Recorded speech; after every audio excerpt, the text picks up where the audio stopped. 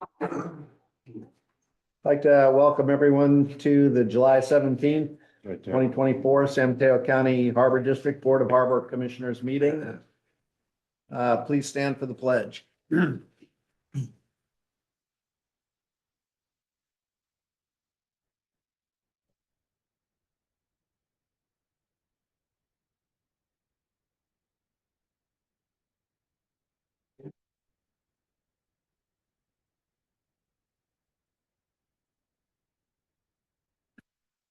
Can we have a roll call, please?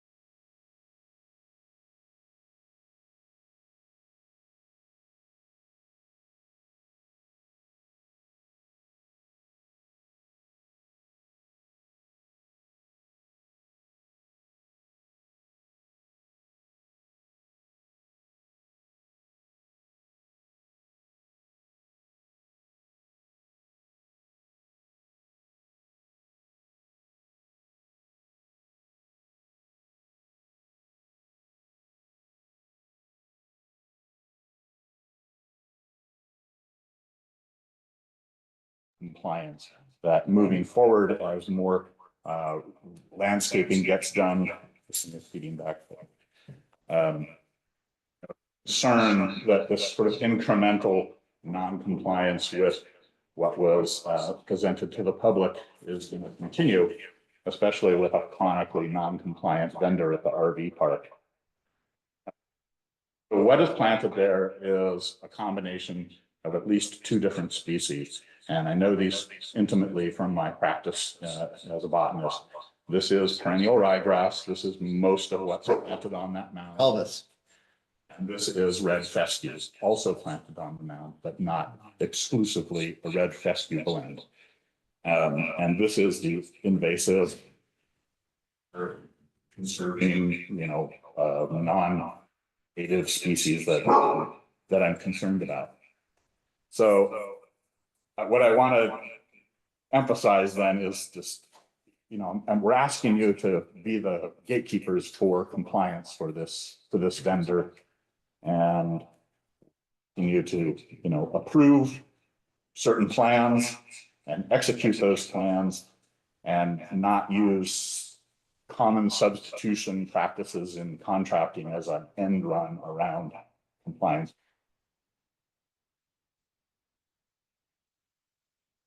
And for the public, we have posted a detailed email from Chris Rogers on our website.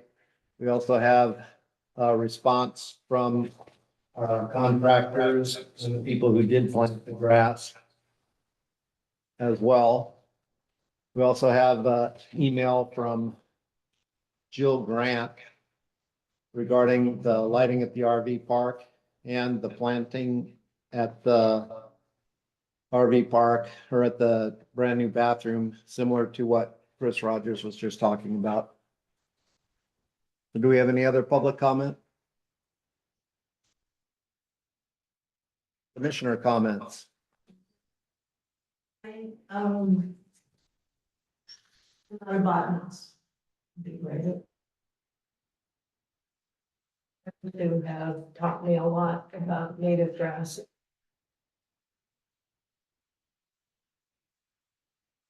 I thank you for not mine. Personal story, I found this beautiful tree that would grow fast. I think so. And then I read it's prolific. And so now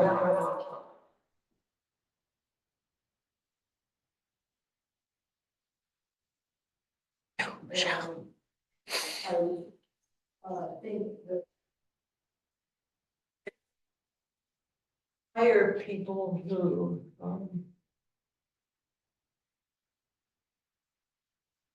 seem to know what they're talking about. We are not expert in the double check plans by any means.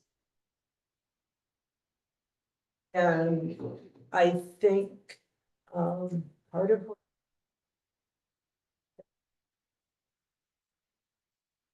talking about in a more general sense about turning the heart.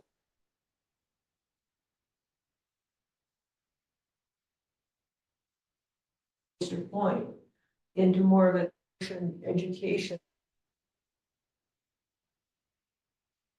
Interplay between native plants. Strong, so much of our pollution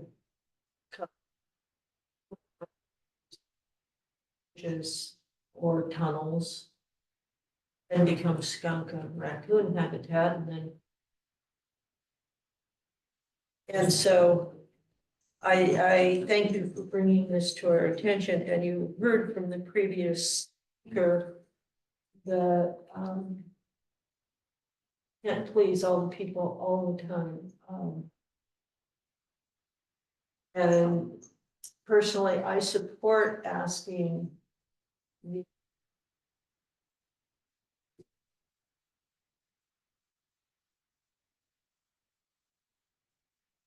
terms of safety on the beaches and the harbor. Us and much of the design at the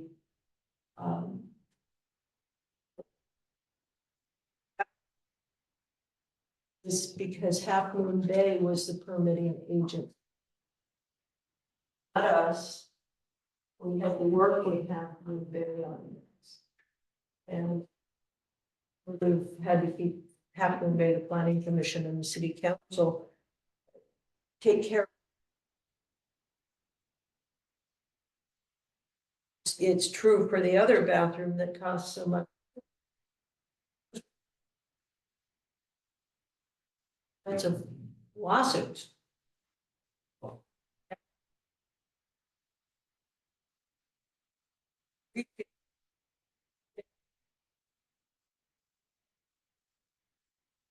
outside agencies who have a large say in what we do, particularly physically. And we're trying, this board, to turn the Princeton and Oyster Point harbors into educational centers, so and come here not just to buy fish, but to learn where the fish came from. And how much the intertie between the land and the ocean. I'll try and use our big room voices. We had a comment from the public that they can't hear us too well. Oh, sorry.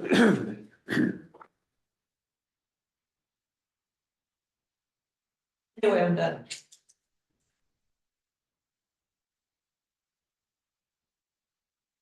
Oh, they can hear us now.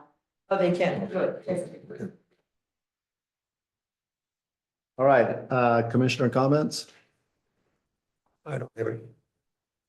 Commissioner Chang Karali? Yeah, I just want everyone to remind everyone that the Dream On Car Show is happening this weekend on Sunday. It's by the Dream Machine.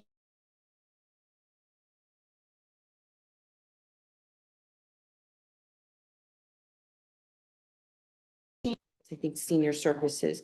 So you can hear fine. So Big voice. that's on Sunday, July 21st, starting at 10 a.m. at Pillar Point Harbor. And I'm excited to be there. I think it's the first time we're actually hosting, helping them host this. So just a reminder, if you're free on Sunday, that's going to be a good event.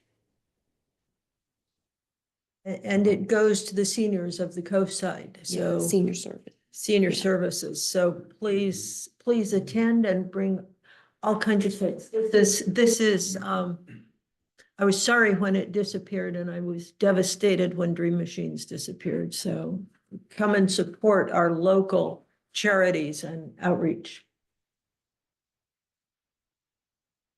My comment is, sure, happy to see the Surfers Beach restroom finally open.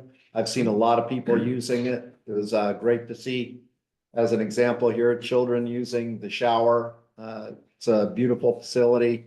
Very proud of that. One thing that's not very nice for the harbor is I see the harbor occupancy is down a little bit.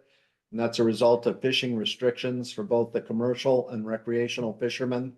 It's a tough time to be in the fishing business. I've seen people that I personally know have moved to Alaska for better opportunity.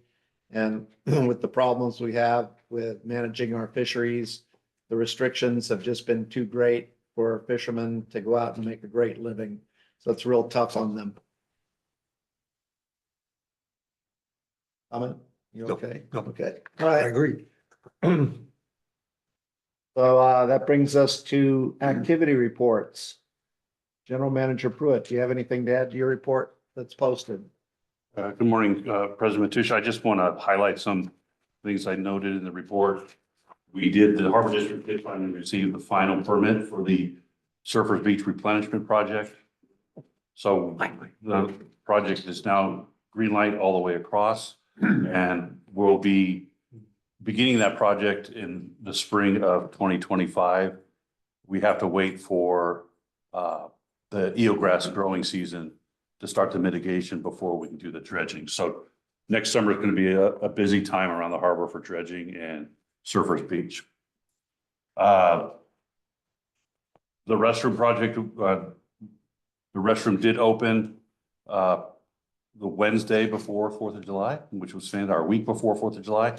And it is heavily used every weekend and every holiday. That the trail is heavily used, and so is that facility. And not just for the restroom, but the showers, the seating, the bikes. It's a great place. And right now, a great place to watch whales jump off the coast. So that's all great news there. I met with the superintendent of the Monterey Marine Sanctuary and discussed the West Trail project, the Princeton by the Sea shoreline project, and the Surfers Beach project. in the long run, while we're doing this pilot project to see if rebuilding the Surfers Beach will work, we have to address the long-term effects of the damage caused by the breakwater, which has significantly increased the coastal erosion on Surfers Beach down past Murata Road disappearing. And that's all because of the breakwater changing the currents and wave patterns in northern Half Moon Bay. Talked about adding artificial structures out in the offshore, enhancing the current reef that's out there to protect the coastline.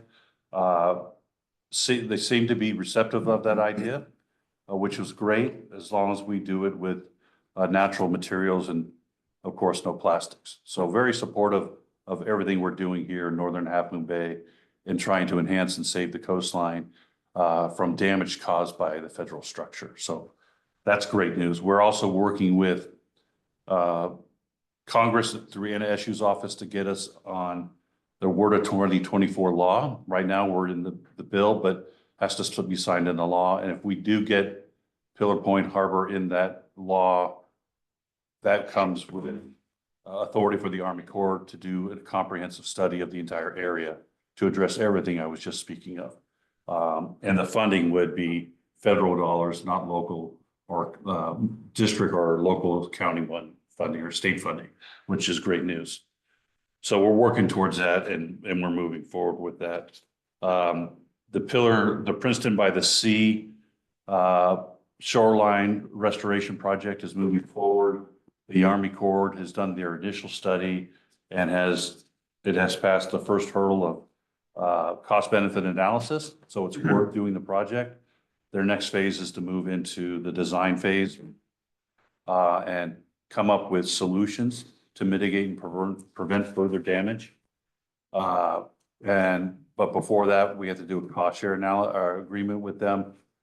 Our cost share should be minimal because the district didn't pay to install the breakwater, and that's what it's based on.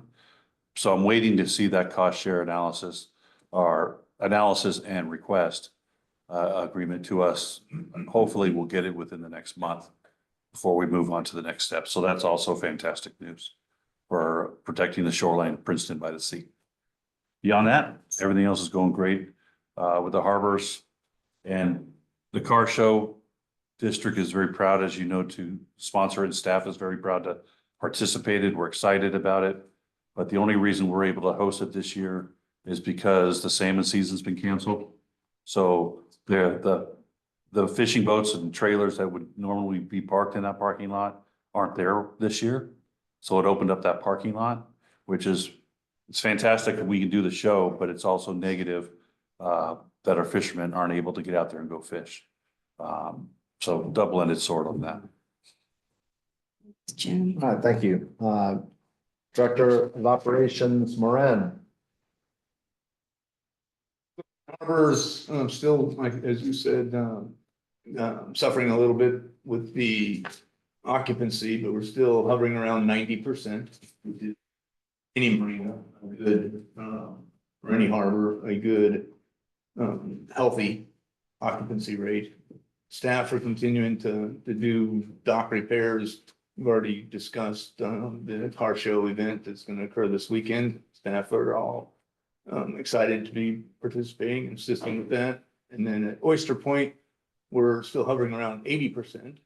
And only other thing I'd mention there is that the fishing pier, due to construction, the South San Francisco is undertaking and repaving, the fishing pier is going to be closed from the 22nd to the 26th.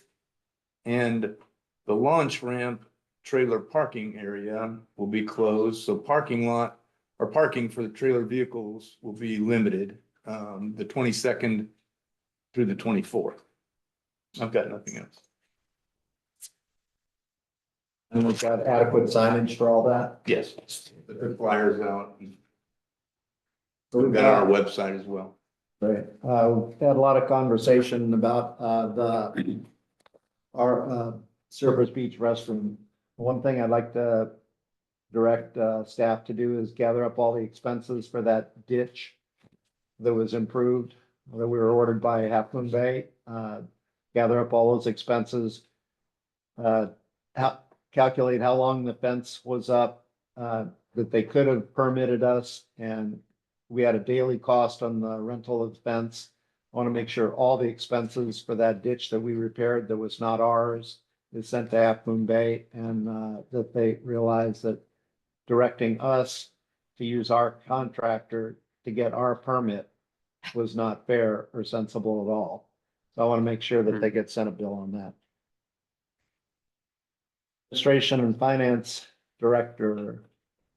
Thank you, President Matoush. Good morning, Commissioners. We're currently working through fiscal year-end process, getting ready for our year-end audit. And also we are successfully setting up all the required investment accounts last month. We've made our first transfer of $1.5 million at the end of June last year. And there'll be some paperwork to sign to transfer another $500,000 into our camp account. So that will increase our investment returns.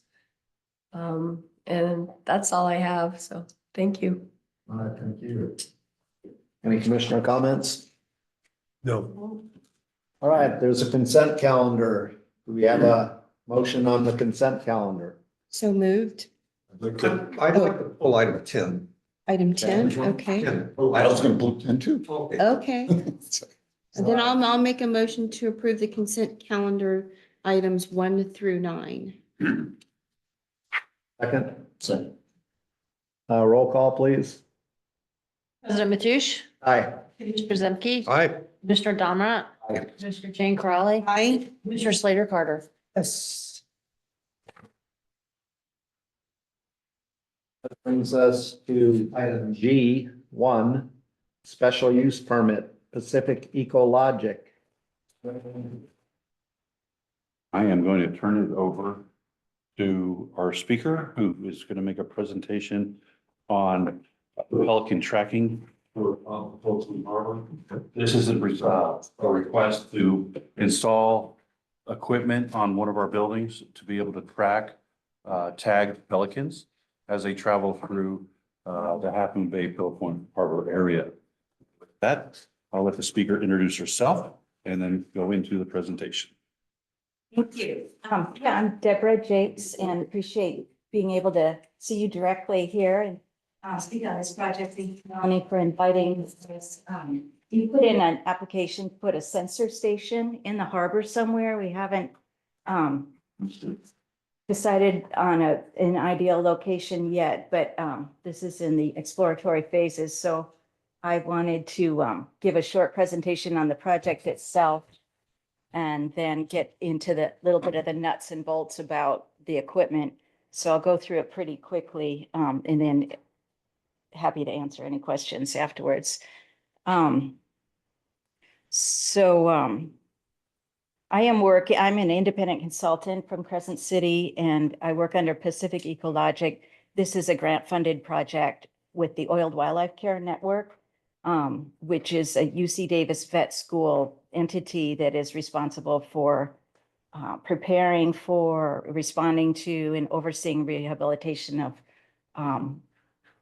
wildlife in the event of a major oil spill.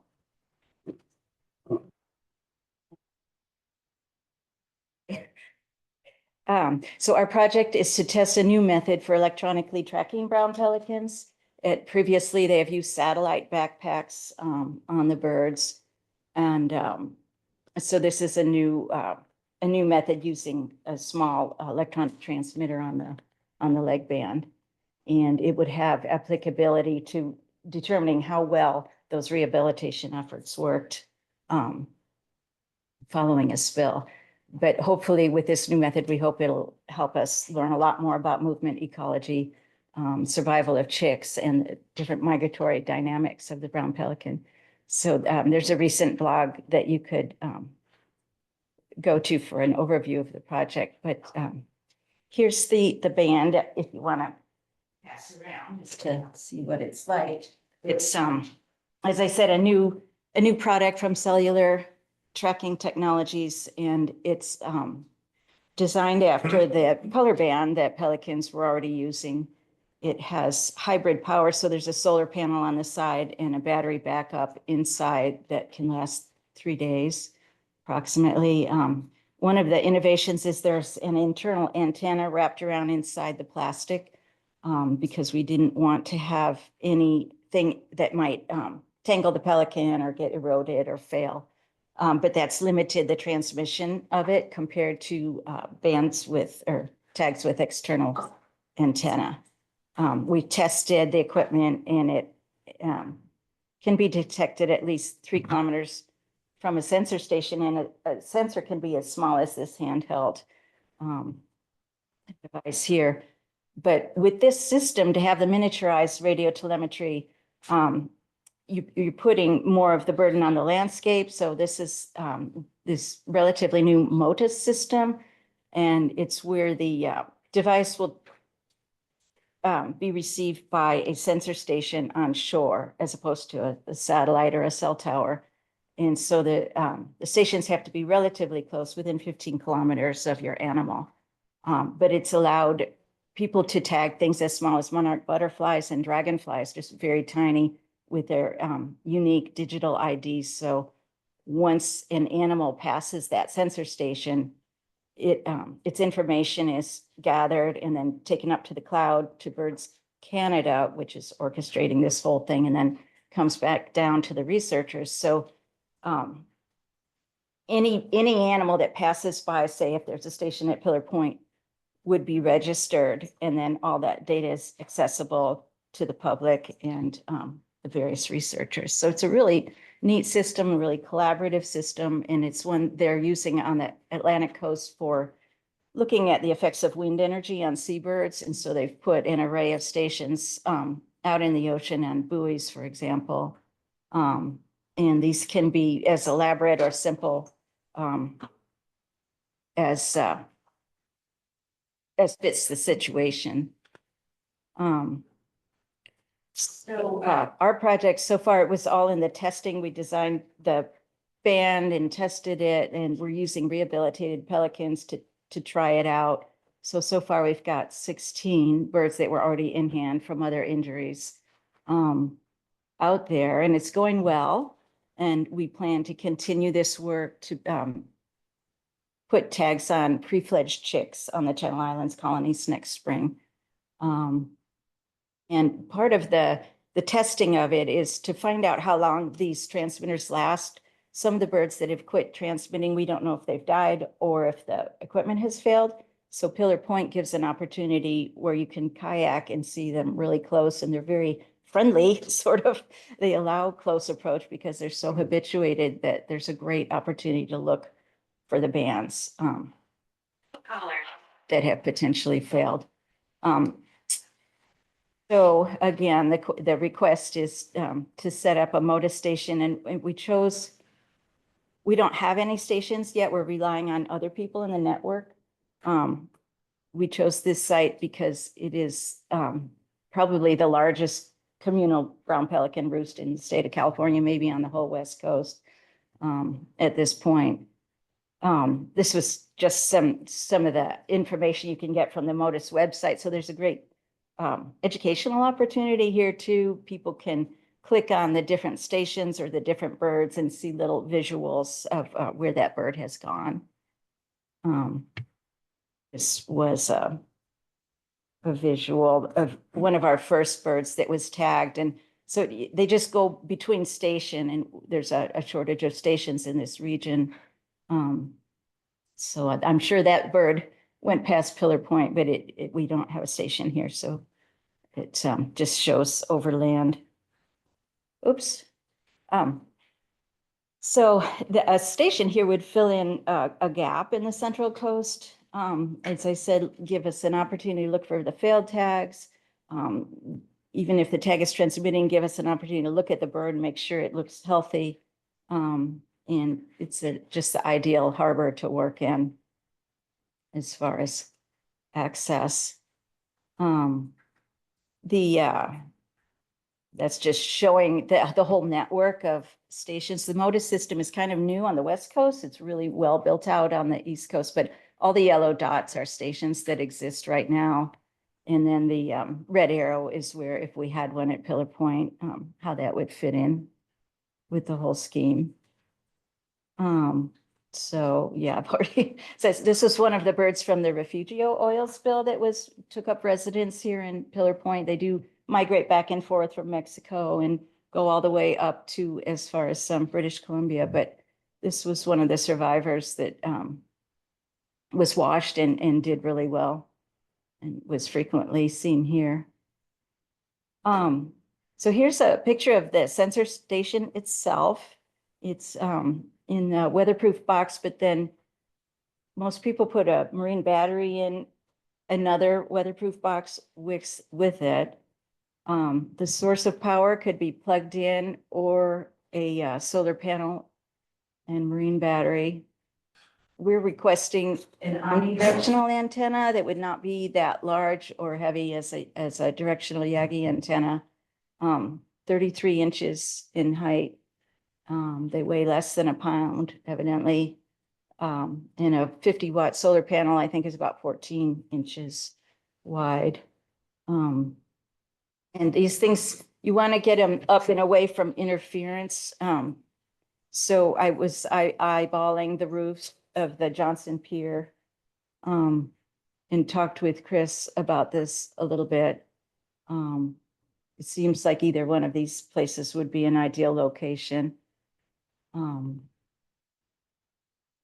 So if we were to go forward with this, we would bring the USGS expert engineer down to help us with a site inspection to look for ideal locations with someone from the harbor. The USGS is setting up an array on the West Coast now to look at wind energy, well, in conjunction with BOEM to begin studies of seabirds in relation to wind energy. So they are setting up about 30 stations, and the furthest north planned right now is Santa Cruz. But they have offered to spend a day and help with this project, and we can hire for additional time if needed. But the main thing is mounting considerations. The project we have before us is a 3-year project. We're in the 2nd year of it. And it could be decided if the Harbor District wants to keep station going. After that could be reevaluated. The photo here shows the Rincon Island site with the Yagi antenna in addition to the omnidirectional right here, and they've put some tape on it to avoid bird strike, but that's mounted on a rail. And they've got their solar panel and then the sensor station box here. And then this one is without the Yagi antenna, just the omnidirectional, and one of these flat surface mount I saw on the Harbor District office. You guys already have several of these for other reasons. So I think there's a whole lot of potential to learn about how these pelicans move and even how to understand mortality events better. What part of the population is coming from Mexico versus our US Channel Islands. It's just kind of unlimited. And I love that it's a very light weight for the bird and could potentially last a lifetime. We just don't know yet. So with that, any questions? I think this is an excellent idea. Falls well in line with the future that we're envisioning for Pillar Point Harbor as a research and education center. And we'd like to encourage a lot more of that, whether from USGS, from Scripps. I worked a little bit with Scripps over the last 40 years, putting in wave gauges up and down the whole coast of California. But I guess one of the point would be if we want to encourage that educational component, would there be a way to maybe in real time read some of that data somewhere like on the dock or below the building, or maybe, at the harbor master's office, so people who, are interested can see if there's pelicans flying and where they're coming from and so forth. So yeah, absolutely. be just a matter of, I think, I haven't seen one of these set up yet, but having a computer and then could be a hands-on. If I was a little better technically, I'd show you the website right Yeah, now. we'd like to get, most of our public to be, programmed into that so they could see what's going on. Yeah. It's really fun. And the Modus website has so many ways of looking at the data that are user-friendly. And I think that's a big part of it is get the public involved. I think it's great too. And I'm glad that that Pillar Point Harbor is in a location that will benefit you as well, because it Yeah. really, I think is an important area that fills this gap, and I'm glad that we can participate.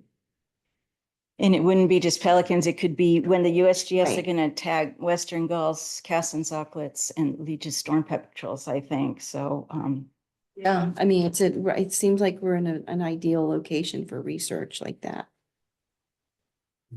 I think one of the things we could do is put up on the office right there at the entry to the pier. Where the harbor Is- masters are. Yeah, just on the window or something, a website if you're interested in brown pelicans. That's a Yeah. great idea. Because everybody's walking along like this anyway. Maybe we can get them to go, oh, wow. yeah, QR codes work pretty well too. Yeah, whatever it takes so that people can possibly go to your website to learn more. There's so much, people are very used to going online for information, and it would be nice to have some real factual information about the harbor and what's going on, and that in particular, and the next item too, as a matter of fact.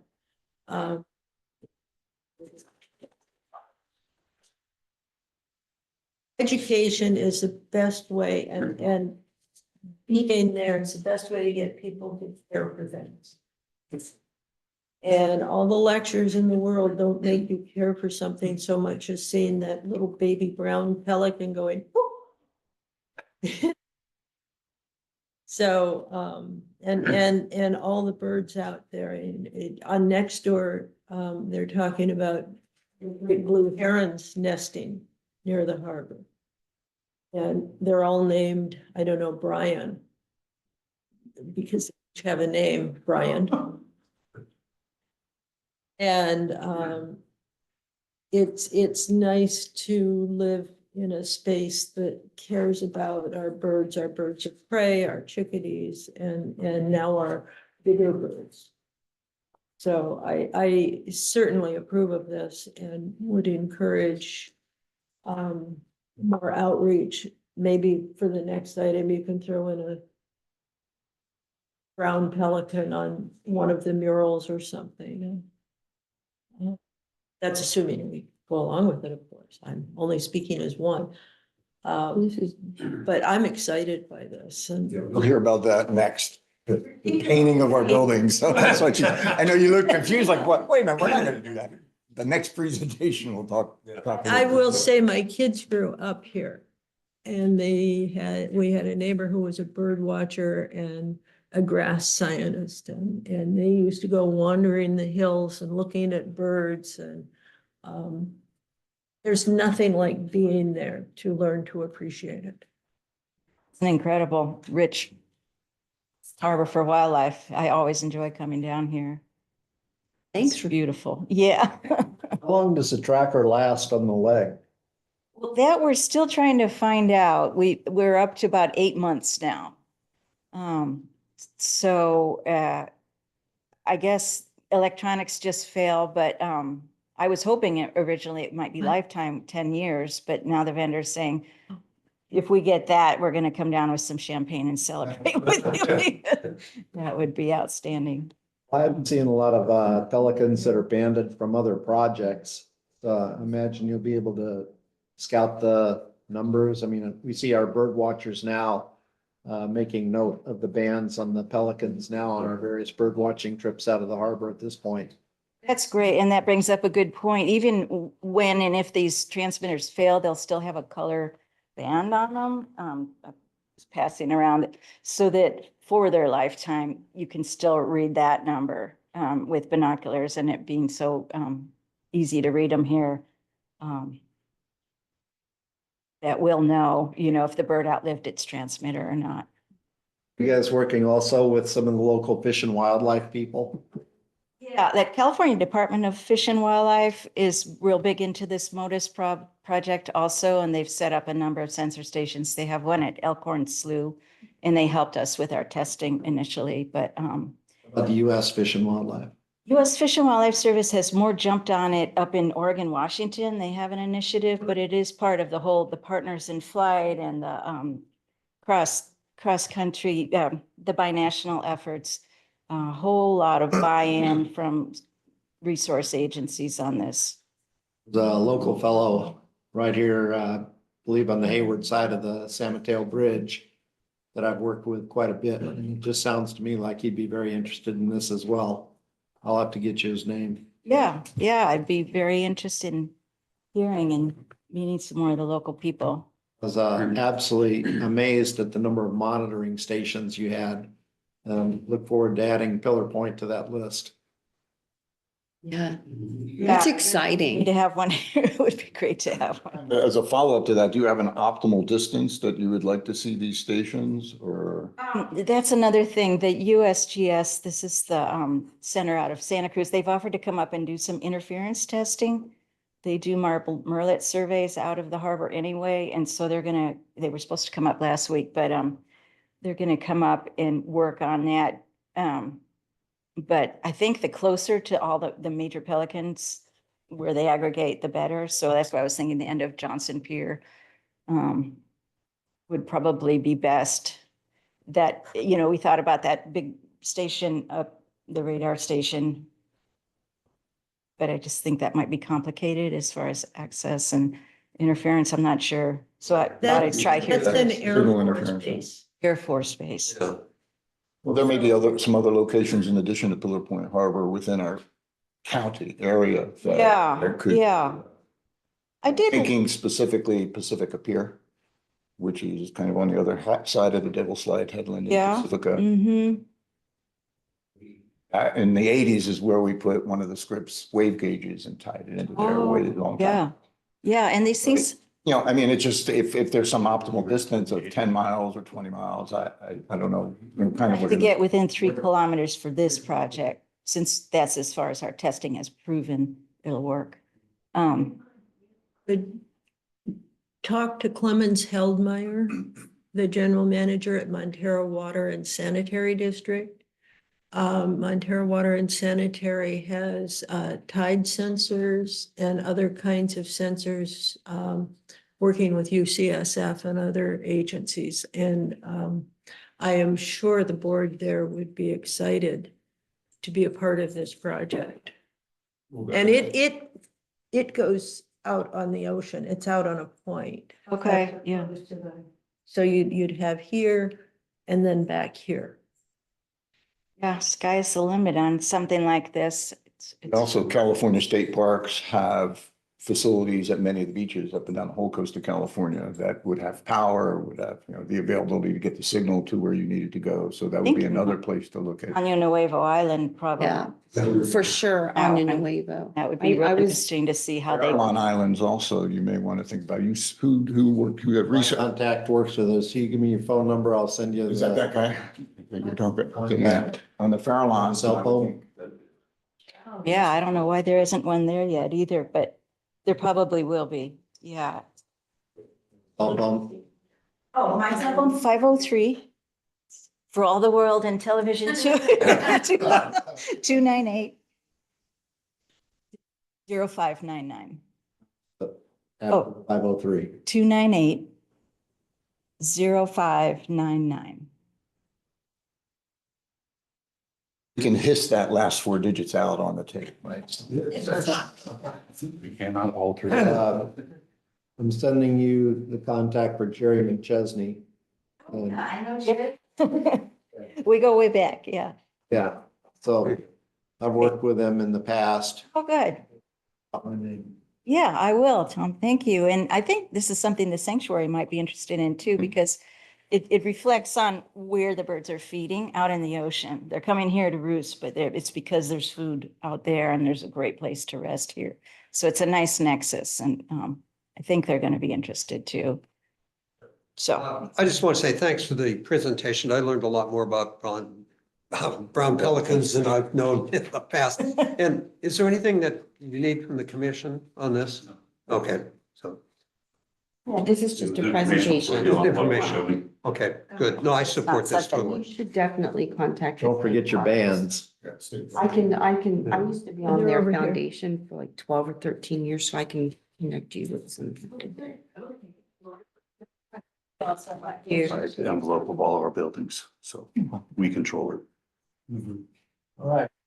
Item G2, Ocean Science Center Ad Hoc Committee Report, Commissioner Delmerat. So at our last meeting, we did a very short informational presentation that Commissioner Slater Carter and I had a meeting with the interpretive sign people. We thought that it was very important and very productive that we look at this in more detail and bring the presentation to the entire board. So with that, Rochelle, you want to introduce our speakers? Yes, thank you. I'm just pleased today to have Deborah Hurst, who is a community member and a soon-to-be returning graduate student, Camilla Lombard with Sea Forager, and Claire Lacey with Sea Hugger. Is there anybody that I didn't introduce? Chris Worth. Welcome, Chris. Thank you for being here. So I will turn it over to our presenters, and you could just use this little arrow here to advance through your slides. Thank you, Deborah. What if you can do like this? I would be happy to. Hi, Commissioners. It's really a pleasure to be here. My name is Deborah Hurst. I am a ratepayer at Pillar Point Harbor, and my husband and I own a sailboat here. And I've also been involved with Oceans Week at Hatch Elementary School for the past few years. And through the existing ocean science education that's taking place in our schools in Cabrillo Unified School District, we formed the idea of a collaborative with the Harbor District, working with Ink Dwell Studio to do a series of murals and really to focus on with the National Marine Sanctuary on updating animals that are already at the harbor. We're here today to give you an update. We had Ink Dwell Jane Kim come and give a presentation back in December of 2022. And so this is an update to let you know that we've made a bit of progress in terms of collaboration. And our essential idea is to work with the harbor as a site to raise awareness about issues for conservation and shoreline erosion, shoreline change, salmonids, sustainable fishing, all the types of issues that the ad hoc committee is looking at. And our approach was to try to build off of ocean science we're doing at the schools. So we, in the last year, were able to work with the students to paint an ocean-focused mural at Hatch Elementary. This is visible from Highway 1, something that we did with the local mural artist, Ellen Silva. And it's a step towards building on collaboration with the harbor. Ink Dwell Studio, they're located just adjacent to our location here. And they have a series of migrating murals that have already been done. And our hope would be to work with the harbor to launch the salmon series. We're building our partnerships. Most recently, we've been working with Jennifer Stock at the National Marine Sanctuary. She submitted a proposal for $74,000 that would fund the development of the 10 interpretive panels for the harbor. We would be looking to highlight a lot of the work that's being done now on the shoreline with the beach nourishment project that congratulations on getting the permits for that. And then also we would be looking to highlight a number of the topics that are already represented in the interpretive panels. And then also look to see if we might be able to also include topics related to stewardship. Some of the partners that are here today are Sea Forager, which is a local business, and also Sea Hugger. So I'll just briefly leave this timeline here. And next week, we're going to be meeting with Supervisor Mueller and his staff. And we would be very interested in meeting again with the commissioners working on the ad hoc committee to talk about if we're able to find a Measure K match to the federal funds that are currently being considered, we would be able to bring funding for murals at the harbor, as well as the interpretive panels. And I just wanted to briefly have my colleagues come up and talk about their interest in the project and some of the work that we did previously with the Coastal Cleanup Day. And Hi, I am Lombard, co-founder of Sea Forager Seafood. So my husband, Kirk Lombard, and I run Sea Forager. We're a community-supported fishery. We work with local small-scale hook and line fishing boats and curate seafood packages for people in the San Francisco Bay Area, including the coastside. My husband also leads coastal fishing and foraging walking tours in San Francisco and Half Moon Bay. We are obviously very much aligned with local fisheries, and our kids go to Hatch Elementary, soon to be Cunha, one of them. And my son and daughter got to work on that beautiful mural that Deborah showed a picture of. And it's been a great program to get the community and the younger folks involved in appreciating and stewarding our local fisheries. This is really fun. We also have a sea shanty band called the Fishwives, and as one of the events kicking off the festivities in this whole project, we had a little sea shanty sing along at Hop Dogma a couple of years ago. So it's been a process. We've been really delighted to be a part of the process, and looking at the future of what's possible is really exciting. So fingers crossed we can get this funding and bring this into reality. Certainly as the harbor identifies more and more as a sort of interactive, bringing the community and visitors in to appreciate our local bounty and what we're here to celebrate and conserve. So.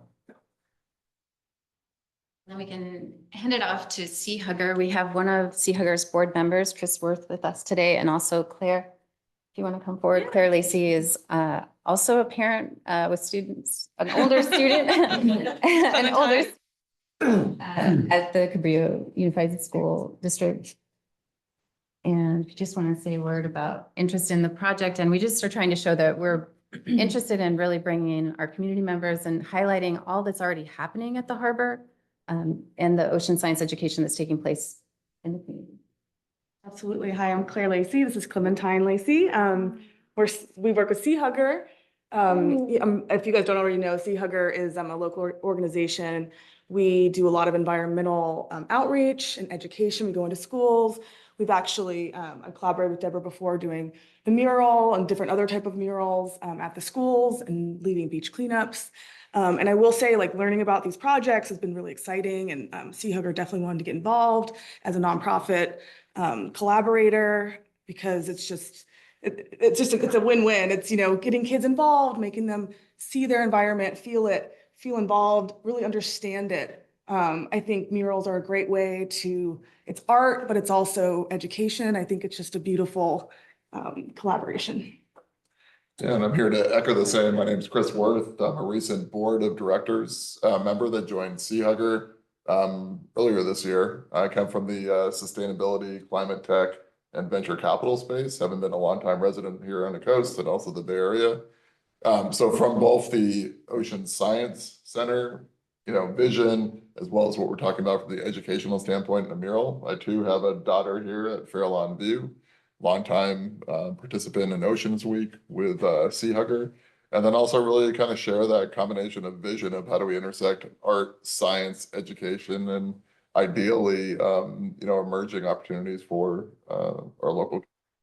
Well, up here as well, to borrow one of your phrases. Thank you. A final word. Thank you very much. Just a final word on this timeline. It's a draft for discussion. And the reason why is because we are working to build our partnerships, and we're absolutely interested in working with the Harbor District to talk about the facilities, to talk about the details of what it would take to identify the sites for the murals. We've had some conversations with General Manager Pruitt, which we greatly appreciate. And we're also very interested in securing our first bit of funding to move beyond the conceptual design that the Hatch Parent Teacher Organization was able to help fund through community donations. So I can share the link with our conceptual design, which was presented back in 2022 by Inkwell. And we would be very interested in having a next conversation as we hear more from the conversation with the county. So if there are any questions, we'd be very happy to. Last time we talked about the possibility, whether it be funding that would be needed from the harbor or maybe some in-kind service or whatever. Can you address that a little bit, please?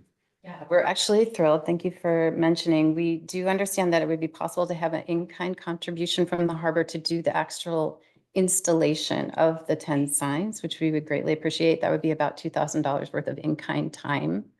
And then also it does sound like General Manager Pruitt might be able to provide $2,000 as a cash match toward that.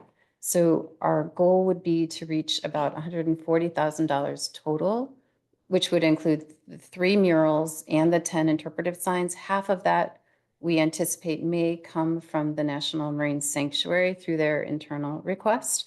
That would come next year with the approval of the federal budget if it makes it through the review process and is selected for funding.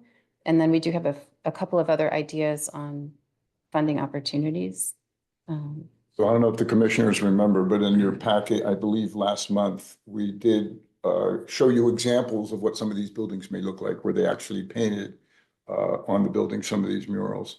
Would we be able to put a pelican on one of those? Absolutely. And I do want to mention that the Cal Academy does do citizen science. My son and I went out to do the tide pooling that just recently happened. Next year is going to be their 10th anniversary of doing that monitoring with the iNaturalist app. It's phenomenal. I think Pillar Point's one of the most studied tide pool, and that's another thing that we would highlight in the murals. And part of the reason I didn't present any images about the murals is because they are just at the conceptual level, and we would be able to work with input as we move forward once we have more funding. But I can send the link to the conceptual design that was shared back in 2022. Are there any other questions? I have a question, Jim. So, from a structure standpoint, in terms of, in terms of donations, not just for this, but I think even in general, I mean, is it, how can we, or can we set up an adjacent 501c3? I mean, like my fire district has that through philanthropic ventures. And I'm not saying that we should, I just think that maybe we could look at that so that if someone wanted to donate through our 501c3 that's adjacent to us, that they could do something. They can donate in a restricted amount for example, the mural project. And I don't want to introduce a totally new cockamamie idea, but I think there are public agencies that have like a friends group or a nonprofit arm through like I said, like philanthropic ventures. I think they're in Burlingame, something somewhere along the Mid-Peninsula. So I don't know if that's something that we should explore, but it seems like to me that it could be an opportunity for the public who might be interested in something like this from, various angles, sea life, art, whatever. I think it's a fantastic idea, and an ad hoc group for this board is already working on it. Correct. For And that's in the structure of a That's in nonprofit. our thing. We've been looking at that. We had some very, very informal discussion with Sea Hugger when we met in them possibly acting on our behalf. And Well, did that so- thing, because they're already a 501c3. I know. So that was just very informal. It was just an idea we threw out there, but we are, pursuing that for all these activities for the ocean. Okay, I wasn't sure where y'all were on that 501c3 structure. I would suggest that, I love Sea Hugger. I mean, we've been working with Sea Hugger since they started with the waste bins and sea bins. I mean, when Shell first started, so we're very familiar and love them. We're familiar with them and love them. I almost think that we might want to look at something through another arm, like philanthropic ventures or another, community fund kind of thing. Set So, up our own. yeah, it's Friends of the Harbor, the Harbor District, because we might want to do something at Oyster Point too. A right? separate 501. Well, it could be, it doesn't have to be. I mean, I don't know. So, I mean, I was on a board, and I was the president of this board, the Friends of the Palo Alto Junior Museum and Zoo for many years. And that was their 501c3 arm to the city of Palo Alto.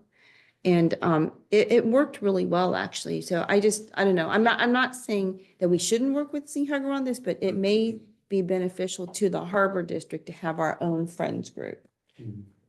That's just my 2 cents worth. Well, George and I have been talking about that for months. Okay, so I must have missed that somewhere in this Well, conversation. no, it was kind of walking down a trail. Okay, I definitely use that. But by doing an association with an existing 501c3, it gives us the time to create one properly and correctly, so that instead of in a rush.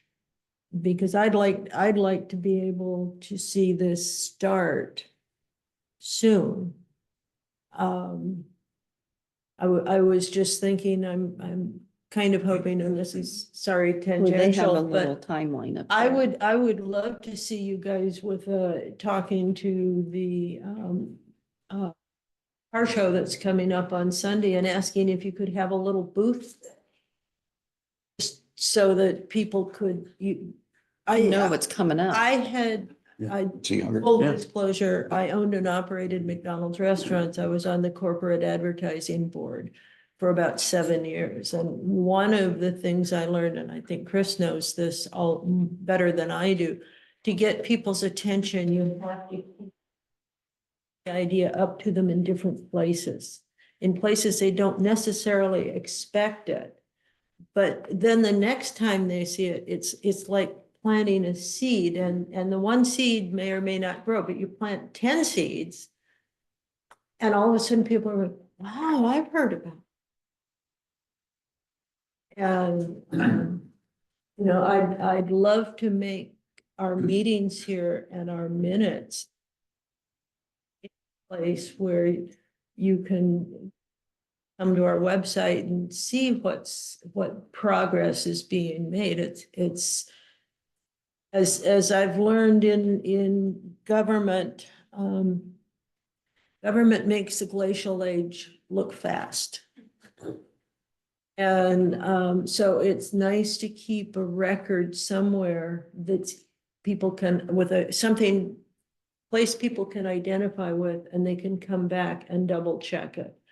I was just involved in another matter between the county and one of their boards. And project is going on without any staff reports. And I'm going, this is a project that is for a county created agency, and if the county is going to be making changes to it, it needs to have staff reports. I want to have written reports, at least in our minutes, about people showing up here and saying, oh, we're making this kind of progress. We met with the county. So this thing doesn't just fade away if the board, when the board changes. And so that we create for this countywide district a sense for the county that we care about educating people, not just selling fish.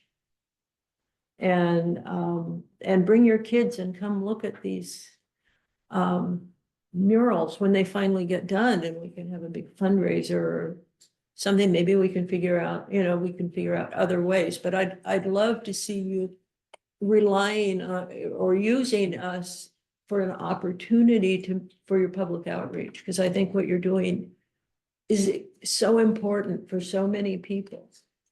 And when I read next door, sometimes I'm pretty surprised at the questions that come up. And I really appreciate that you guys are working on being able to give people a place and answer those questions with facts.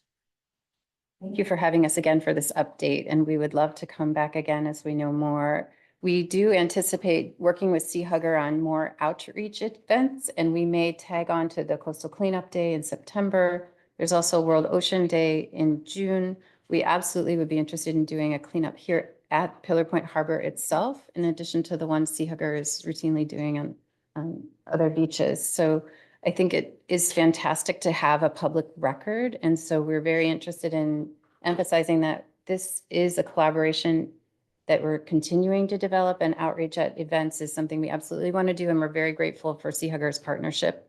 They would be the applicant for a Measure K grant through the county, and they will be meeting with us with Supervisor Mueller next week. And we would be very interested in understanding if there's any role for any public members or nonprofit partners in the ad hoc committee with all the research you're doing on an Ocean Science Center, because that is an absolutely fantastic vision that we would love to help support. So we'll look forward to talking more with Commissioners Slater Carter and Domara. Like minds work alike, and I'm glad we've all finally come together to get these seeds growing. So much. Thank you. Thank you. Thank All right, you. Thank you. George and Catherine, you've been busy. Yes. And to end on that point, we will be at the end of this month. Oh, maybe Rochelle was going to mention that.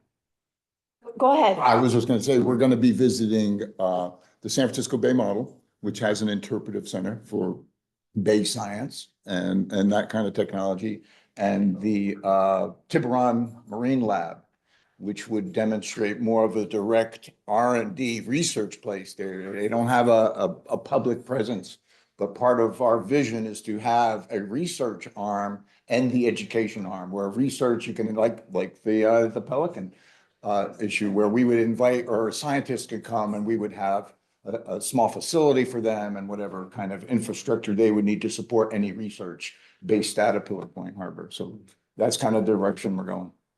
Hopefully it'll happen before I get too old. But that's what we're working towards. And we're going to monopolize on all the current ongoing educational things we're doing and try to promote that even further. Thank you so much. And then I can add that, we met as an ad hoc group on June 12th, really to keep talking about which partnerships we'd like to be building, kind of some of the struggles of getting our site visits scheduled. UCSF has had some staffing issues, some staff out with health issues. So it's kind of taken us a while to get that site visit scheduled. And that conversation again about how to fund these concepts, and that, the district doesn't necessarily have that identified in our budget, but looking at, what 501c3, kind of, yeah. And I think the Fitzgerald Marine Reserve, they have something very similar, Friends of the, right? That I didn't know y'all were talking about this, but I do think that it's something and the structure I think will be really important. And anyway. And I mean, I'm not knocking Sea Hugger or any nonprofit, but I think it's important that we have our own, right? I mean, in terms of timing, and does RWG, they could help set up 501c3s from a legal perspective. I've had to set one up before. Shouldn't take that long. Right, and a number of our agencies have done that, so we're able to assist with that effort. Yeah. I mean, we work with Sea Hugger in so many ways. I don't want us to be conflicted out with them either. No. Yeah, So right. that's the reason I was thinking of a separate 501c3 or friends group, but that'd be interesting, Jim, to talk to, Tricia, to see what RWG can do as part of Maybe their. something we can look at both tracks. Maybe we do something interim as we're developing other. I know, like but what I'm Catherine's saying is that that's why I'm asking Tricia, it's not gonna take that long, because they have a legal team that does that. Yeah. Right, because it's really a legal issue set up right now, and the name and all of that. But we as a board probably have to talk about it and approve it. So maybe, should that be a future agenda item? I can put it down, okay. I'm just. Put it on your list right here. Okay, I'm putting it on my list. The only other thing I'd like to say about the Ocean Science Center, and the rest of the board hasn't heard this yet, but we have an ad hoc committee that looks at activities. And one of the activities we've been kind of talking about a little bit, not ferret it out in any mode, is to, by like mid-October, maybe do a science education day where we would have, so the Marine Science Institute from Redwood City has offered some of their services to come and bring a lot of their species in tanks and do a little program at the harbor. We would look at that. We would look at some other activities, maybe sea hugger with the brown pelican issue, have booths set up so that in the morning or late, early before lunch, we have the little kids come, they can clean up the beaches. We can do the Marine Science Institute, bring all their species so kids can play with these things. We're looking at possibly some kind of food cook-off thing for around lunch.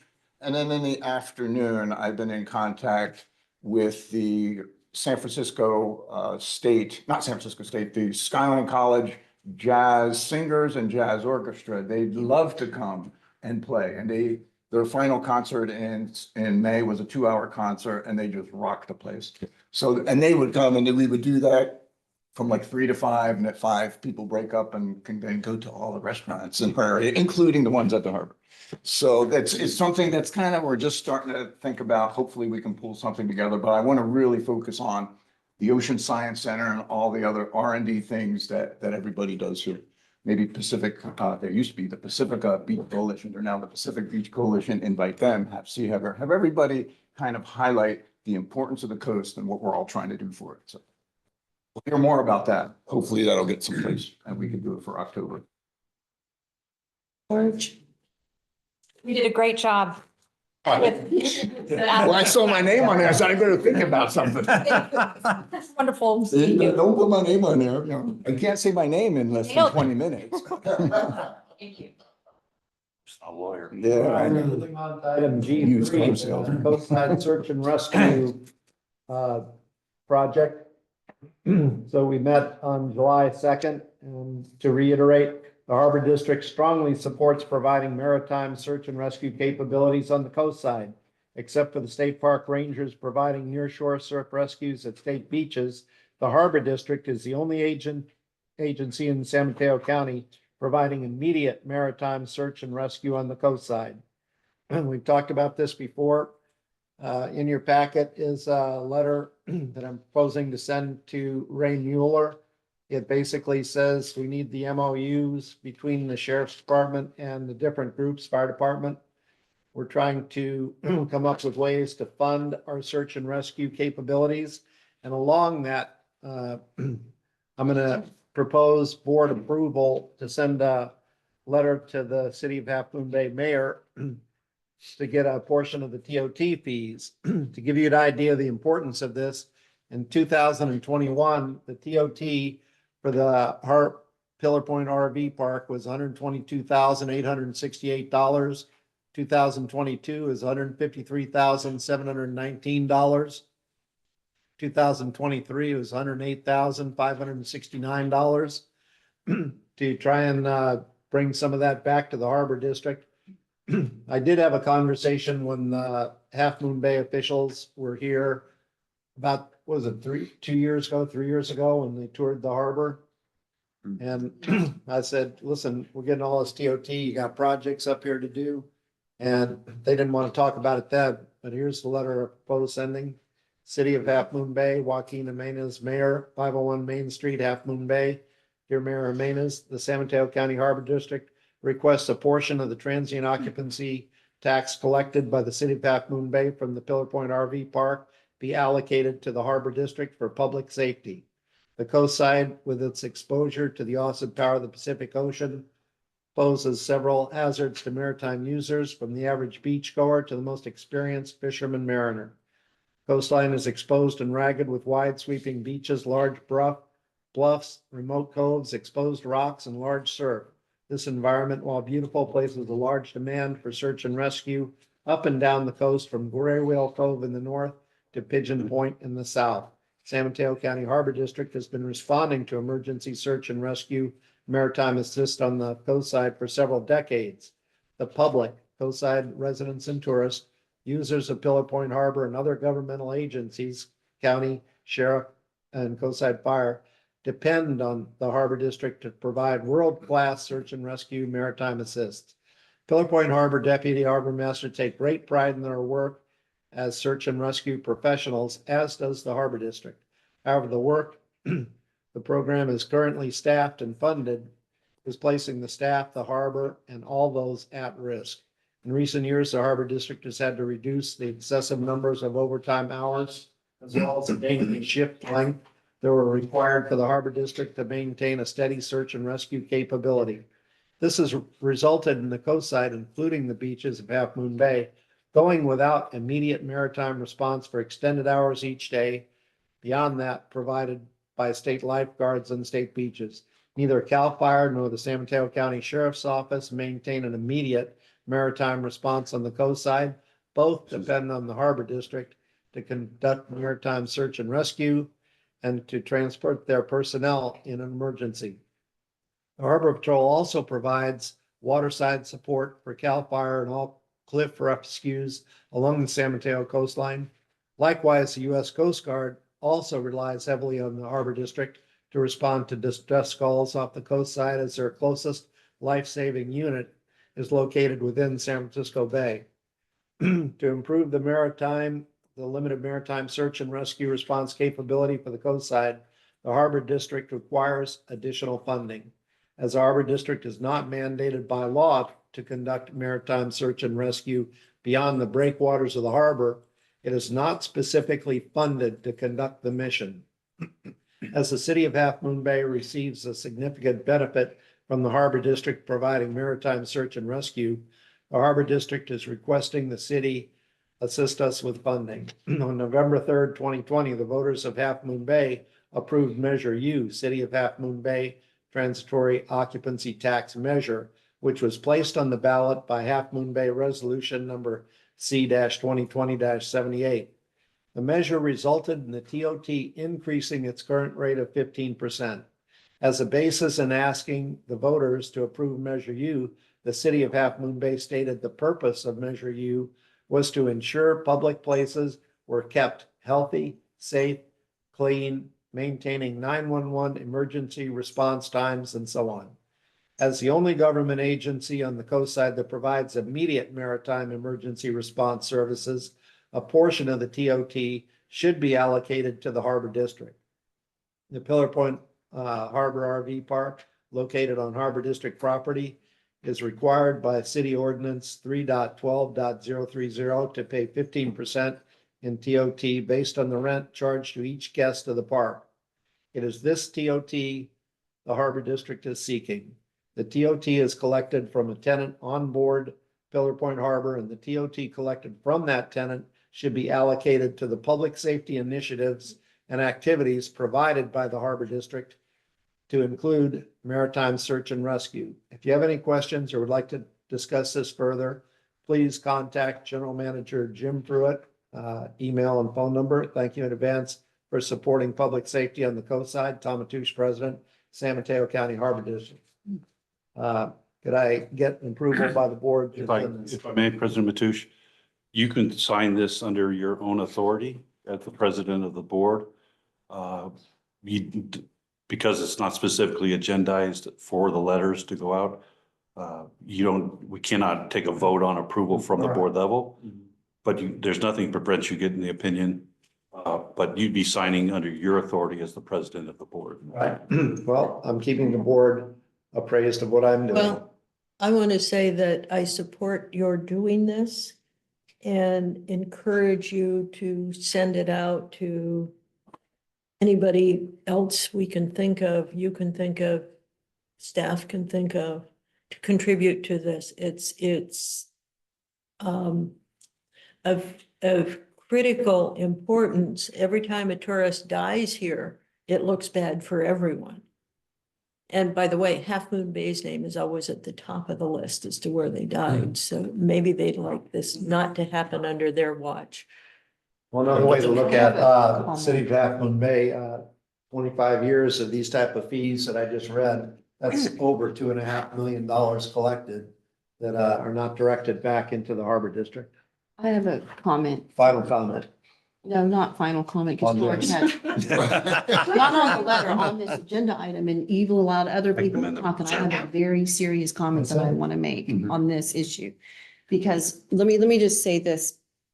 I understand, I've heard from people that Supervisor Mueller, Sheriff Corpus, and Mayor Jimenez did a press conference on Harbor District property about water safety and did not include the Harbor District.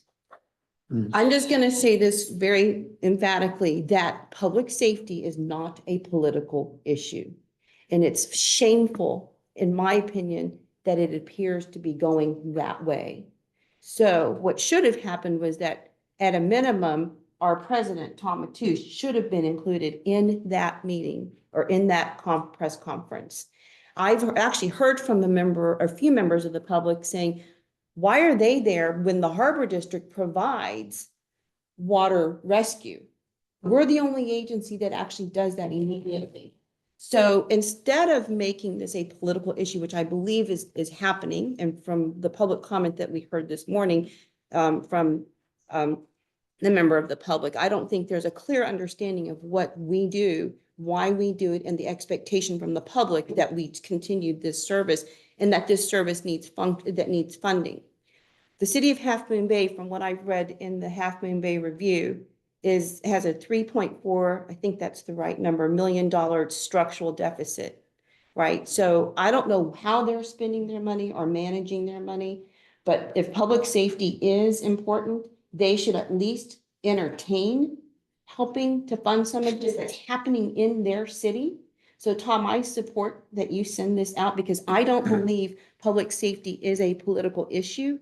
And I hope that the other elected officials involved will agree with that. And I know this harbor board agrees with that. So I think from a collaboration standpoint, we all need to collaborate together instead of working in silos and making this a political issue. And actually, quite frankly, downplaying and insulting the work that our harbor crew do all the time for water rescue. Thank you for letting me vent a little. I'll second that. Thank you. Just from a logistic standpoint, the problem will get worse. Anybody who gets to the coast on the weekends now, over the last 5 years, it's increasing further and further. So the safety issue is going to become a bigger problem. Pontificating about it is nothing. Actually doing it and putting your money where your mouth is something. But making it political is unacceptable and shameful. And we have not done that. And neither should anyone else. All right, moving on to item G4, Pillar Point Harbor Retail Building. We had the meeting on July 2nd.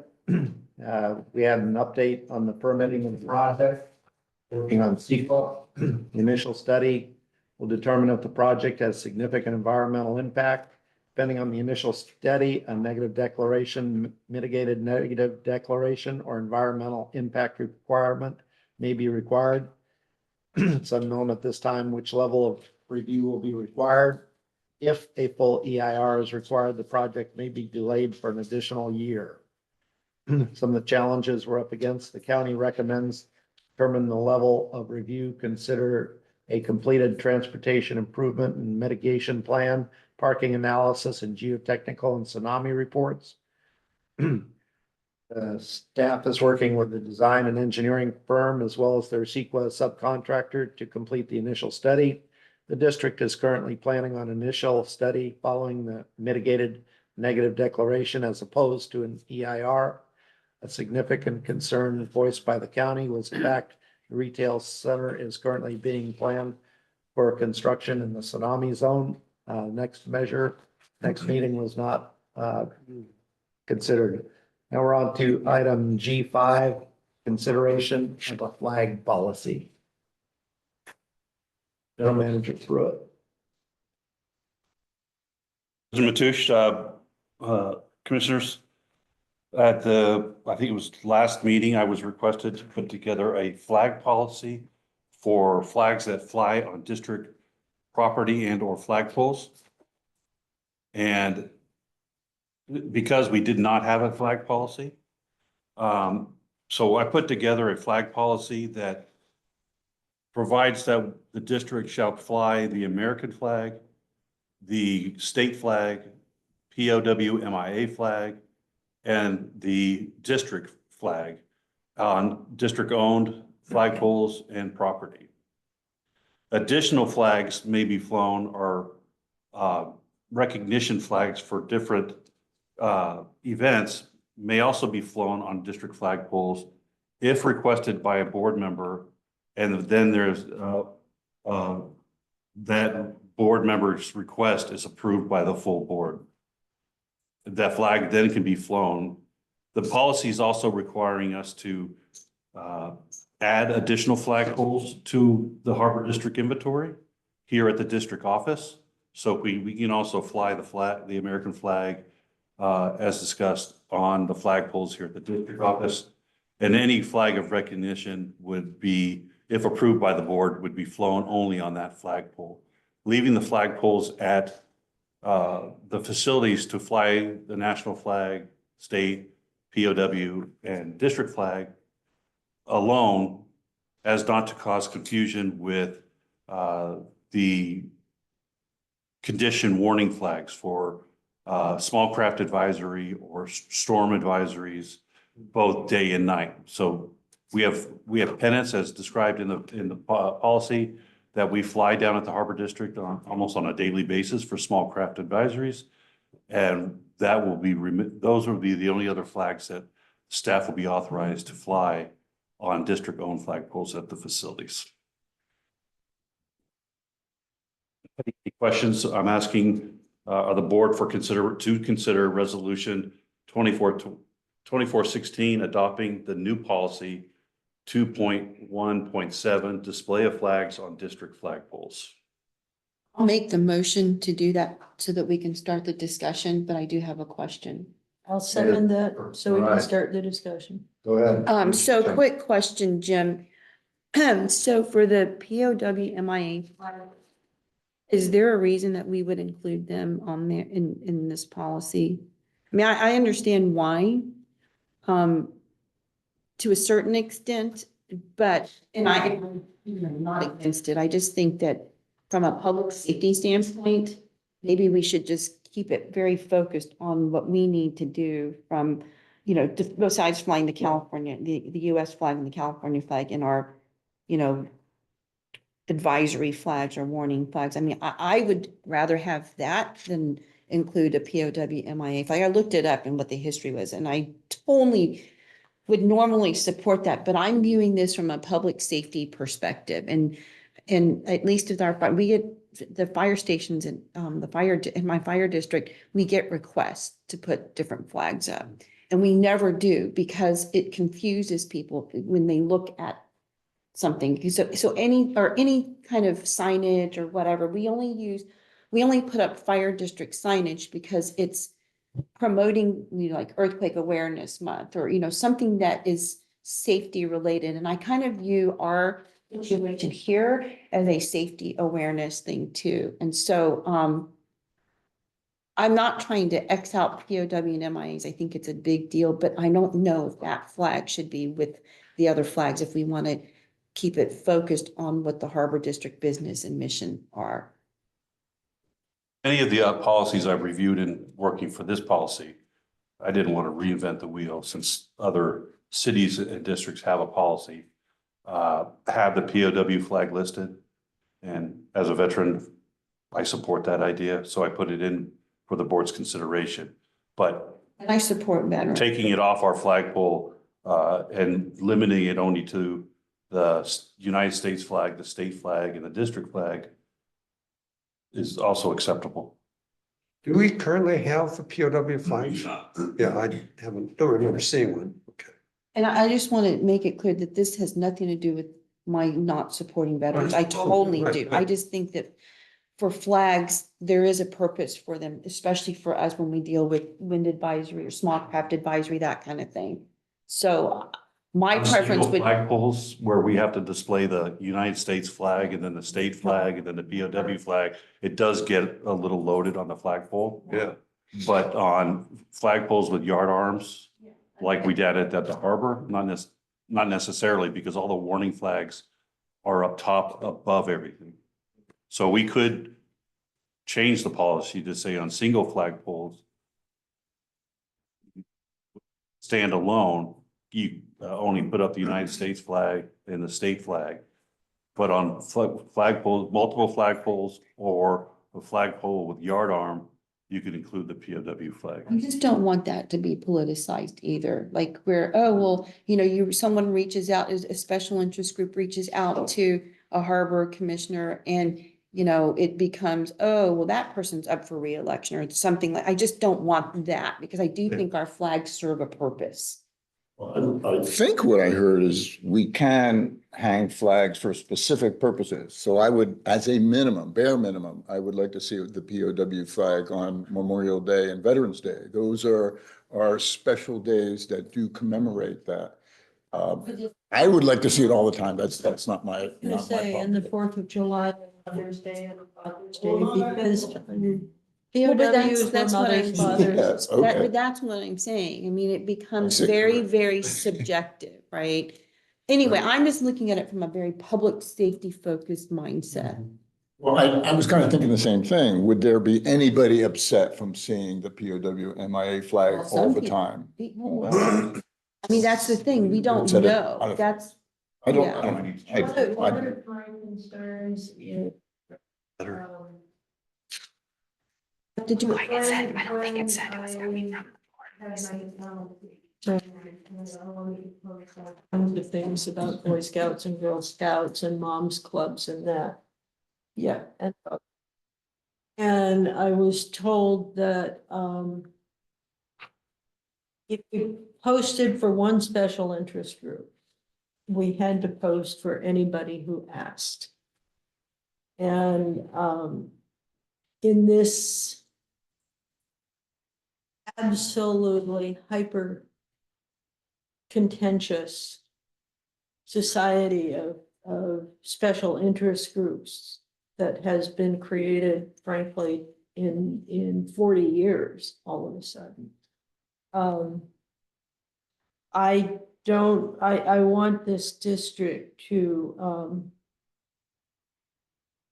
to say we stand for inclusion of everyone in our district. And we're not going to segregate out separate groups because then we'd end up with a jillion different flags. And I believe the state flag and the US flag encompass all those jillion different groups. But that said, having had friends in Vietnam and having had friends who lost friends in Vietnam, and frankly, it encompasses every single war. And in reference, and all the people who have given their all to this country. I could say that the POW flag is as inclusive as it gets, because there's not one special interest group that hasn't been in our military and fought for this country. So,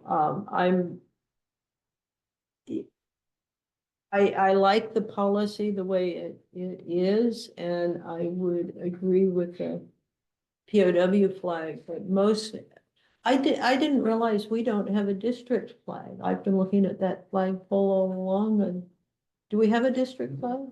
And it's up there, right? It's up there sometimes, Okay, not all the time, but I'd like to see it up there all the time.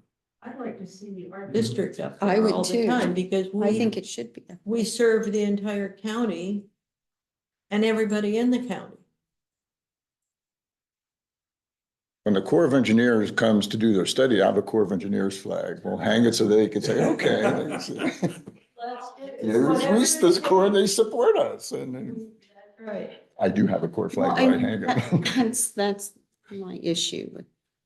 Postcard. There you go. We've had some discussion. Are we gonna leave the policy as it's written, or do you wish a change? Are you ready for a vote? Let's try it as it's written and see what happens. All right, motion and a second. Can we have a roll call, please? President Mateusz, Aye. Commissioner Zemke, I, Commissioner Donrat, Aye. Commissioner Chang Corrali, Aye. Commissioner Slater Carter. Aye. Why do you let the men vote first? She's Just going talking about this way. special groups. Okay, we're going back to. All right, now we have item 10, Surface Beach Replenishment Pilot Project Update and Consultant Damage continued E&E proposal consideration. yes. So that item was pulled by our fellow commissioners. May we have some Yes, discussion second. on this? I have no problem with the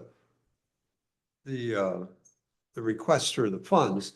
I just wanted an opportunity to kind of talk about the process going forward. I mean, we've got all the permits that we need to do the project, but when you implement the project, there's probably, I assume, there's other permits that you may need for access to Surfers Beach for whatever plumbing pieces we need or other considerations or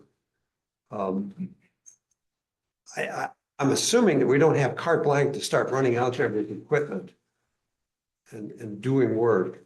Not right now. Right. We do already have, permission from Caltrans, to be able to use the revetment area for our discharge pipes. And we're still working on nailing down staging areas, for equipment. But other than that, we've got all of the main permitting now complete, as the general manager said earlier.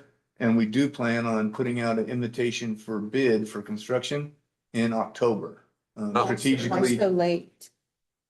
that's actually earlier because we're not going to start work until early spring of 2025. But There's a season for dredging. But, Dredging, right. no, I and- understand. And but then eelgrass. We have the eelgrass issue that keeps popping up, Yeah. right? I mean, I just don't want us to get in a catch-22 again. The eelgrass is, the plan's been approved and we have the permit to do it. Right before we start the project, we'll have to do another survey to specifically define exactly what will move and how it will be established. But the permit itself is already is done. Okay. Well, we We need, won't know exactly what the project will be until slight, right before the project begins. when we actually do the dredging, Put out the, RFP, the invitation for bid, which is for construction. okay. Because our RFP was for design engineering and everything, and we've already completed all of that and the permitting. So now we just need to bring on an actual contractor to do the dredge work and then ultimately the moving of the sand as is planned onto Surfers Beach. So would it be, sorry. well, when we actually have that contractor actually gets out and puts in the plumbing to pump that sand on the Surfers Beach, do they have to close Surfers Beach or? Yes. I would assume so. I'm trying to visualize what that pipe is gonna look like and the A sand. lot of the moving. sand will be 30 inch. trucked and stored Really? because they'll move it over both by truck and by pumping, but a lot of it's gonna be trucked. Because they can't put it on the beach immediately. Right. The way the reconstruction of the beach is designed. So can this pumping and stuff, sorry, Bill. Oh, no, I'm just trying to visualize how this whole operation is gonna work. I'm That's all. wondering if it can be done at night or at least during time, early in the morning after dawn, at times of low use of the beach. A lot of it will be driven by the tides. That makes sense. by the That makes time. sense. Okay, that does make sense. So they will have to put in some like steel sheet pile dams around the beach so they can pump into, there's a big process. So, but part of my question is very similar, but from a more technical side. The thing to, again, and I know you guys have heard me say this before, this is a demonstration project. That's a really critical word for the Marine Sanctuary and for the permitting, for Coastal Commission and others. What's really important is that we're able to demonstrate something. If we don't take surveys before the winter beach disappears, then the spring, and then during construction, post-construction, you don't have any data to compare alongside. So I just want to make sure that wherever we're doing, we're taking the data needed to prove and to show something with this beach. What are we trying to show? We're trying to show we can do the process. That's not really anything to show. We've been putting in beaches for 50 years. What we want to show is, well, how long is that beach going to last? And you don't do that unless you know what that thing looks like before you put the sand in, monitoring along. Now, the Corps of Engineers Regional Sediment Management Program that's going to fund some of that, they're really only looking at the numerical modeling to help predict that. Okay, not in their minds, they're not looking at the surveys you would need all along the new constructed beach and then how that responds, how it moves, where's it going to go? Is it going to go past Marata Road? What's it going to do? So that part of the plan, we just have to make sure that we have that in mind and we implement that. So I'm looking at probably before the winter season in end of October, November, that we do a survey. That would be kind of the post-summer. That's when the maximum sand on the beach would be in the October timeframe. November, when the big waves start, they'll start pulling that beach out off the shoreline and offshore a little bit. So then in the May timeframe is when that kind of is at its maximum, and then the summer waves start bringing sand back in. So you need to be able to monitor what that beach is going to do so that we can prove to these agencies, especially the Marine Sanctuary, that this makes sense. And if you put in X amount or 1 million yards or 500,000 yards, we have an idea what's going to happen in that material. So I just want to make sure that as we go forward, part of the process. That's a very good point. And obviously, as you're suggesting. Brad can respond. It is a pilot project, and the monitoring is a huge component of that. The monitoring of this smaller amount of sand. Nobody's expecting that this amount of sand is going to get us where we want to be. We're going to monitor the movement of this sand over a 5-year period is the plan. Now, if the board would like, I could have, we do have Brad Damitz as one of our consultants, but also ESA. We could have our consultants come back and give a full presentation to the board and update on exactly what the plan is for all of the monitoring. Can we go any further on this? I would like to have a report as much as possible, at every meeting in the agenda, just for status updates, right?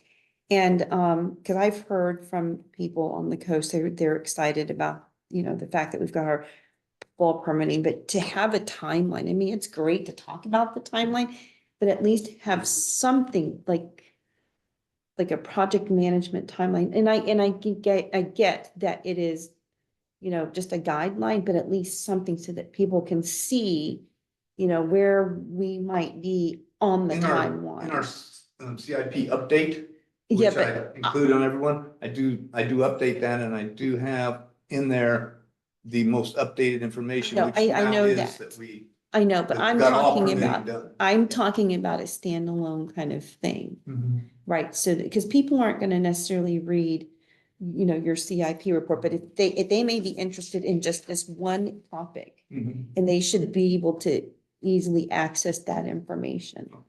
And the timeline that I'm talking about is something that's a little more graphical, rather than putting it in words, right? Like, For those what of the, us who don't like to well, read with the much. mural graph timeline, right? Was Yeah. something similar to that.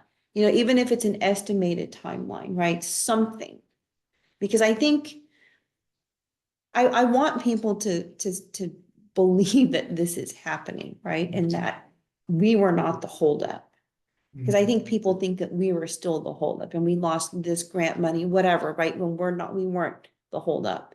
And so right now, though, after we've gotten all the permits, the ball's kind of in our court in terms of how we move Keeping forward. it pushed. Yeah. Pushing out. Yeah. Thank you. I'm hoping that we can keep a log or work with Caltrans to see what happens to the area impacted by the sand rebuild on Surfers Beach, and see what that does to the erosion under the highway or along that beach there.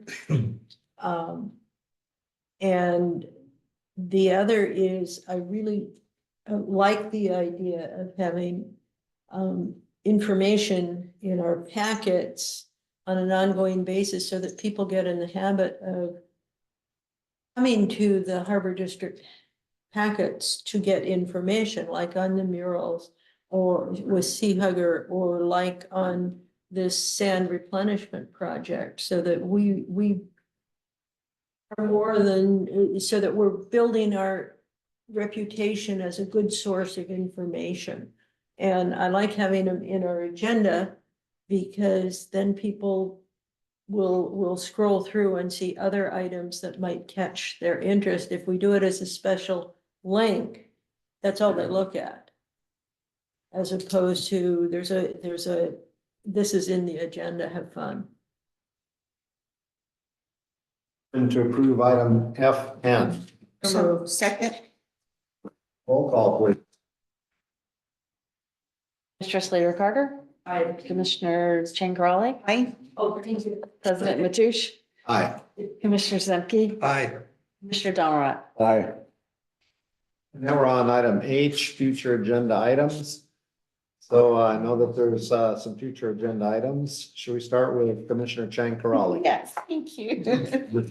Yes, so we've talked about this today and in, I think in past meetings, but I would like to put on a future agenda item, the idea of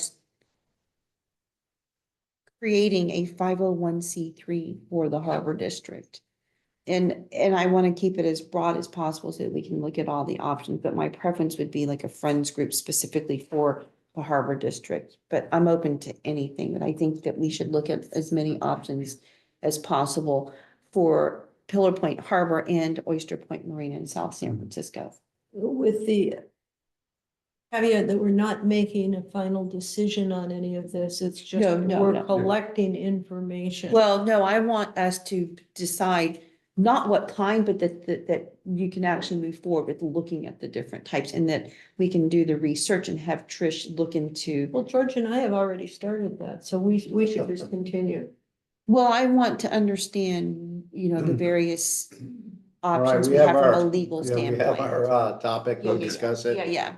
Other commissioners, future agenda topics?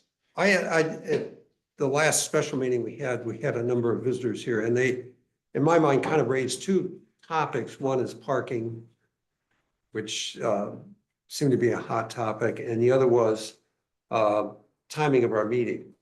So I just wanted to feel out whether, is it an opportunity here to talk about the timing and location of our meetings to suit our business and the interests of the public. And number two, just to kind of look a little bit further, not to do a lot of detail on parking, but I am curious as how many parking places do we supply as a harbor district? And just my gut feeling is we provide a heck of a lot of parking, and it suits the needs of the district. What everybody else was saying when they came here was they want parking for Surfers Beach or Sam's Chowder House or something else that the county might be doing that really is beyond kind of the boundary of what we are doing. So I just was looking more just for information about what kind of parking we have available ourselves. I'd like included in that the amount of beach parking that's in Pacifica right there in Lindemar. Every time I go by there on a busy afternoon, it's packed. And yet Caltrans is talking about removing all the parking for Surfers Beach. And I find that that is the closest comparable of what they should be building. Like Linda, you mean the parking lot in Lindemar? The Lindemar, yeah. I'd like to see if there's interest in, even though it's not our direct problem, whether we want to be, good neighbors and maybe put together a workshop of all the concerned parties about beach parking. Whether we can get the county together. I think the lot that's just south of the light here, it's already a county park. plenty of space. They may have to regrade things in there, but there's plenty of space for a large beach parking area there without impacting the coastal trail. I mean, trying to get this on the agenda on the. Right. Yeah, so- So We we're can just discuss talking all of about, We'll discuss whether we want to kind of be proactive and bring a team of all the community together to discuss that. So Yeah. So we can have the. leave it as broad as possible, except include a letter of support on the appeal to the Coastal Commission about Caltrans providing parking. I think the big issue with parking is always, and we spend a lot of money to maintain our parking area and to ensure it, and and it's there to meet our functions. Surfers Beach is a state function. It's a state, I think it's a state beach or a Half Moon Bay. Half Moon beach. Bay Beach. Yeah, and they're doing not much. All right. Agenda topics. Okay, activities committee. Before we move forward, President Matthew, we brought up three. The idea of a brief on a 501c3, a brief on parking, and then discussion on the timing of our meetings. Is now that we've brought those up, it has to pass the board before we put it on the agenda. So we need. Yeah, I'm not in favor of changing the time. We had good participation today. But the one I'd like, activities committee report and planning. And the other thing is, we had a lot of comment and presentation on our vegetation and landscaping.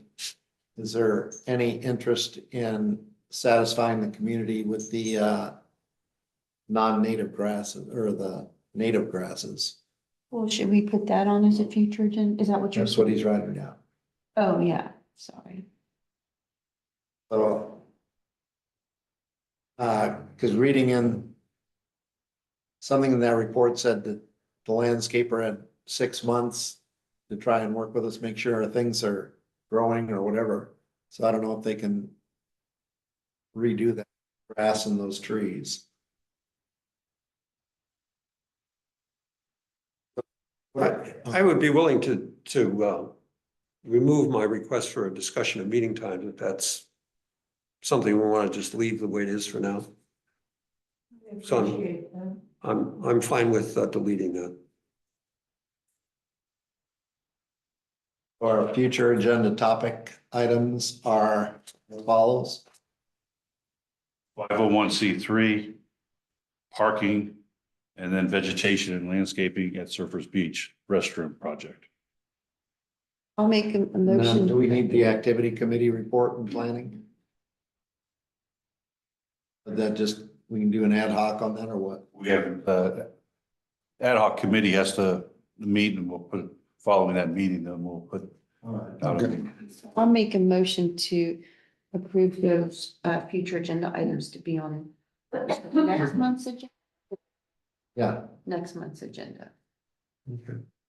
To be clear, with regard to the landscaping at the restrooms, are we wanting to pay for the consultant, design engineering consultant, to come here and give an explanation of how we arrived at the, through public process of what the public wanted to see as far as a grassy knoll for people to be able to picnic on? Because that grassy area is the only part that is not native species. The rest of the lava rock and the plants that are within the lava rock area are native species. All that will be part of the report we give the board. Okay, and they want them to come up with options. No, well, let's discuss it and we'll bring it. But I need to just be able to tell the. You and I will work on it. Okay.